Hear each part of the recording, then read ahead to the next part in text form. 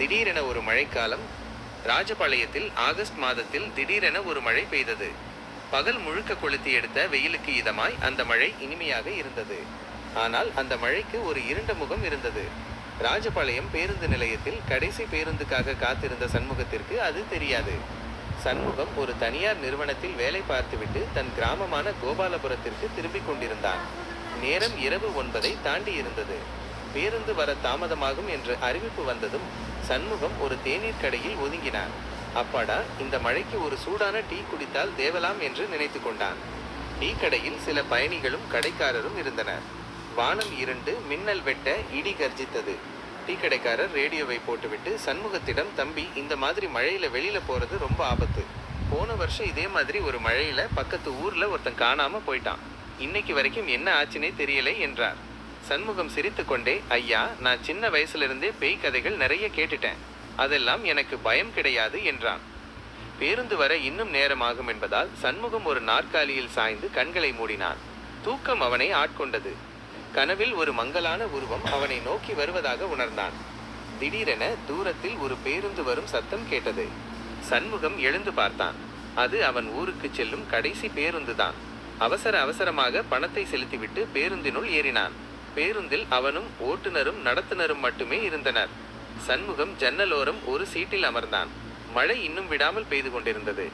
பேருந்து ராஜபாளையத்திலிருந்து சுமார் 10 கிலோமீட்டர் தூரம் பயணித்திருக்கும். திடீரென பேருந்து பழுதாகி நடுவழியில் நின்றுவிட்டது. ஓட்டுநரும் நடத்துனரும் இறங்கி சென்று என்ன என்று பார்த்தனர். சார், இன்ஜின்ல ஏதோ பிரச்சனை போல. மழையில வெளியில போய் பார்க்கறது கஷ்டம். பக்கத்துல ஒரு பங்கீலா இருக்கு, அங்க போய் உதவி கேட்கலாம் என்றார் நடத்துனர். சண்முகம் யோசித்தான். இந்த பேய் கதையெல்லாம் நிஜமாகிடுமோ என்று பயம் ஏற்பட்டது. இருந்தாலும் வேறு வழி இல்லை. மூவரும் மழையில் நனைந்தபடி அந்த பங்களாவை நோக்கி நடந்தனர். பங்களா மிகவும் பழமையானது. சுவர்களும் ஜன்னல்களும் உடைந்திருந்தன. உள்ளே ஒரு மங்கிய வெளிச்சம் தெரிந்தது. அவர்கள் பங்களாவின் கதவை தட்ட கதவு தானாக திறந்தது. உள்ளே ஒரு வயதான பெண்மணி சாளரத்தின் அருகே ஒரு நாற்காலியில் அமர்ந்திருந்தார். அவர் தலையில் எண்ணெய் தேய்த்து தலைமுடியை சீவிக்கொண்டிருந்தார். ஆனால் அவர் தலை சீவும் போது கண்ணாடியில் அவரது பிம்பம் தெரியவில்லை. சண்முகம் அதிர்ச்சி அடைந்தான். ஓட்டுநரும் நடத்துனரும் இதை பார்க்கவில்லை. அந்த பெண்மணி மெதுவாக திரும்பி, யாரது இந்த நேரத்தில் என்று கேட்டார். அவரது குரல் மெல்லியதாக இருந்தது.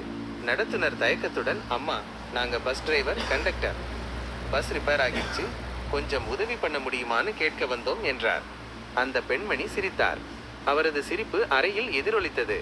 நிச்சயமாக, உள்ளே வாருங்கள், மழை பெய்கிறது, உள்ளே வந்து உட்காருங்கள் என்றார். சண்முகத்திற்கு உள்ளுக்குள் ஒரு பயம் தொற்றிக் கொண்டது. இங்கிருந்து ஓடிவிடலாமா என்று தோன்றியது. ஆனால் அவன் கால்கள் நகர மறுத்தன. அவர்கள் உள்ளே சென்று அமர்ந்ததும் அந்த பெண்மணி, எனக்கு ஒரு மகள் இருந்தாள். அவள் இந்த வீட்டின் உரிமையாளர். பல வருடங்களுக்கு முன்பு அவளை ஒரு பேய் பிடித்தது. நான் அவளை காப்பாற்ற முயற்சித்தேன், ஆனால் முடியவில்லை.